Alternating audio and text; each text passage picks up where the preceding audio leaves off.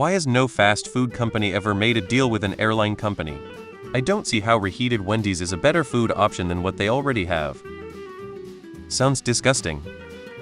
So you're proposing a deep fryer on an airplane? Because it's hard to make Wendy's on an airplane. Who in their right mind is paying for a microwaved, days-old Whopper?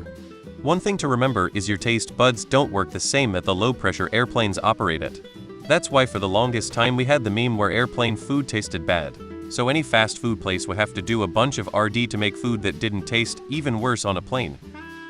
JetBlue serves Dunkin' coffee to ya. I'd rather have airline food than Wendy's. Better food options is questionable. The airplane restrooms couldn't handle it. Because it would not be appetizing in the least. Thankfully airlines have enough common sense not to make this an option. Could you imagine a 3-hour-old Big Mac? Almost every gate and every airport in America has a fast food option just before you board the plane. That makes more sense. Can you imagine how the interior of the planes would smell? Stink would be a better term. The same food tastes very different when you're 5,000 feet in the air. The chefs have to take this into account. There's also other practicalities on why a lot of that food would not taste very good reheated en masse. They have to heat 200 meals and hand them out. Airline catering is a specialized business and specialized food. Even for a fast food giant it would be like starting from scratch in a completely different industry. And it's super competitive. Winning bids comes down to cents per meal, so there is no incentive for the fast food giants to enter the game. A lot of effort for not a lot of profit. Fast food doesn't travel well. 'Cause it's trash, it's not really food. Have you ever tried to reheat McDonald's fries even after 1 hour?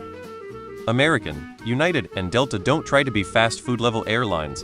They get basically all of their profits from premium class passengers and credit cards targeted at affluent people.